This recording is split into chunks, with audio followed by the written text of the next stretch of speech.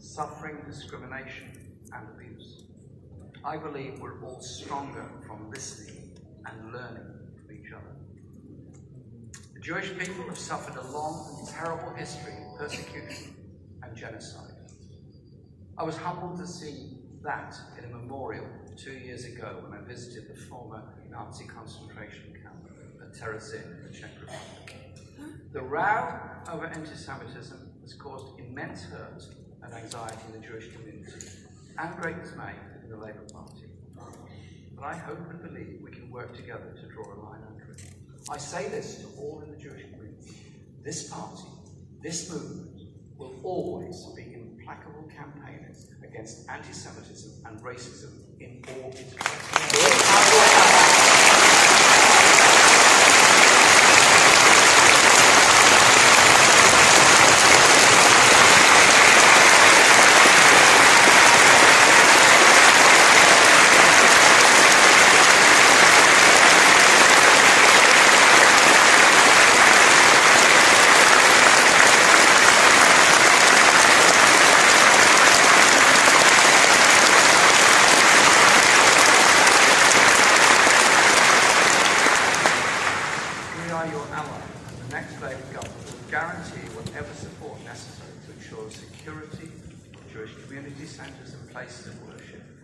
As we will for any other community experiencing hateful behaviour and physical attacks. We will work with Jewish communities to eradicate anti-Semitism, both within our party and wider society. And with your help, I will fight for that with every breath that I possess.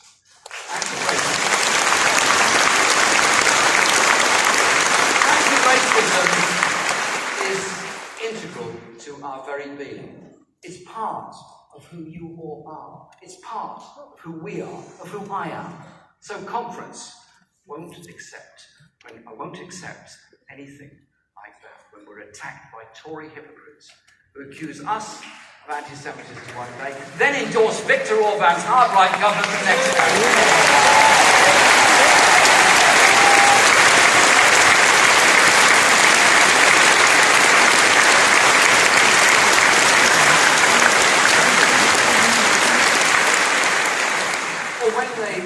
Others of racism, while they work to create a hostile environment for all migrant communities.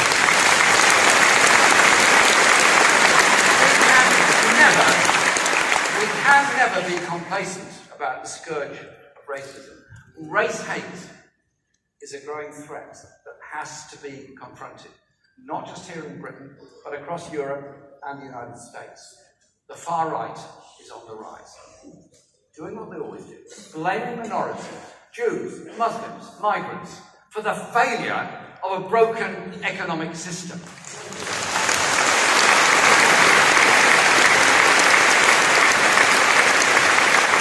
Its victims include the Windrush generation, who helped rebuild Britain after the war, and then were thrown under the bus by a government that reckoned there were votes to be had by pandering to prejudice.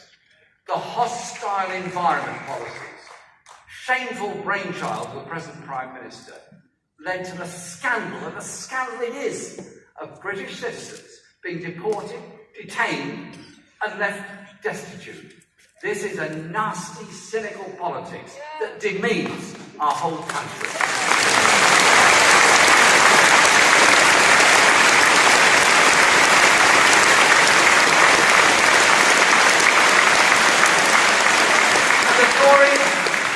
Still haven't learnt.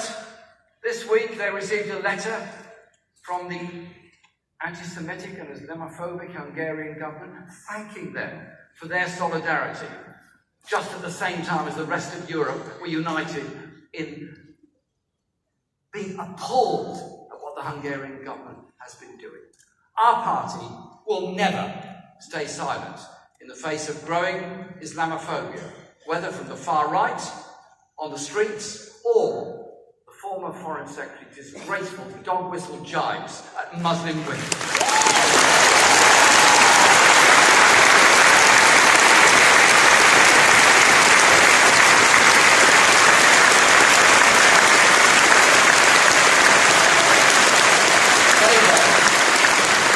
will work to bring communities together.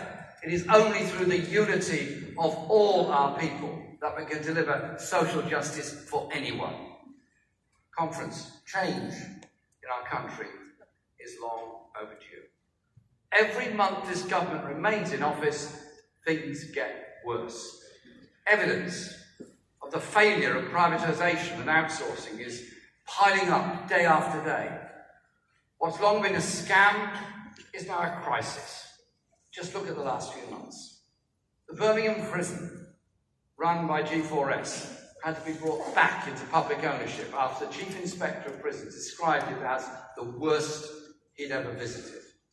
The privatised probation service on the brink of meltdown.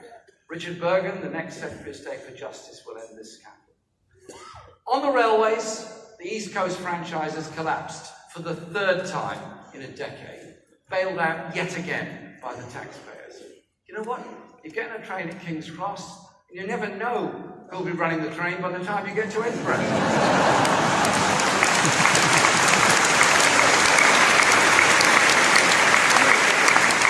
Andy MacDonald, our Transport Secretary, will end this shambles and bring about a serious, sensible transport policy.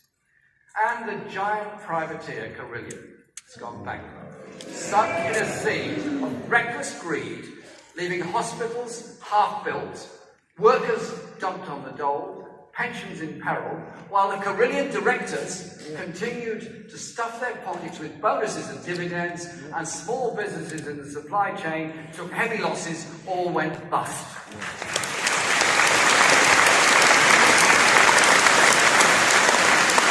And speaking of bankruptcy, the Tories are now extending it into their own backyard. A Conservative government and a Conservative local councillors have combined to push Northamptonshire over the edge, putting vital services to those who need and rely on them at risk. 8 years of destructive austerity and obsessive outsourcing have left either councils teetering on the precipice too, and this government must be held to account for their social vandalism they're carrying out in public.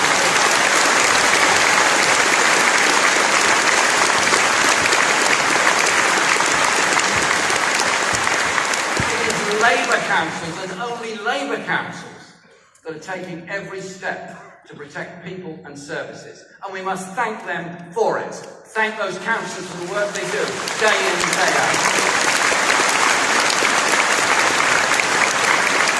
Privatisation and outsourcing are now a national disaster zone. And Labour is ready to call time on this racket. We will rebuild the public realm and create a genuinely mixed economy for the 21st century. And after a decade of austerity, the next Labour government will confront the challenge of rebuilding our public services.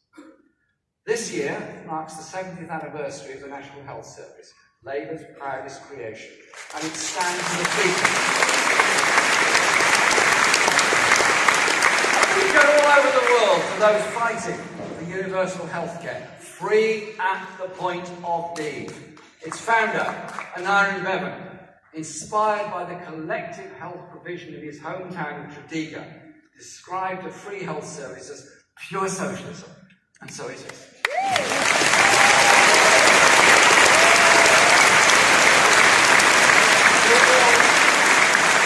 We all contribute to our taxes so that it's there for all of us whenever we need it. But this Conservative government has pushed our NHS into crisis, with more people waiting longer in accident and emergency and to see a doctor, and over 4 million people on hospital waiting lists. And, as we were discussing earlier, there is a mental health crisis too, causing real pain and anguish. A woman named Angela wrote to me recently, and she said, "My mentally ill daughter was told she would have to wait 12 months to get an appointment with an appropriate therapist. As a mother, I'm at my wit's end to know how to help her anymore. I would hate her to become another suicide statistic." This has to stop, and under Labour it will. We will deliver real parity received from mental health services to protect people like Angela Stewart.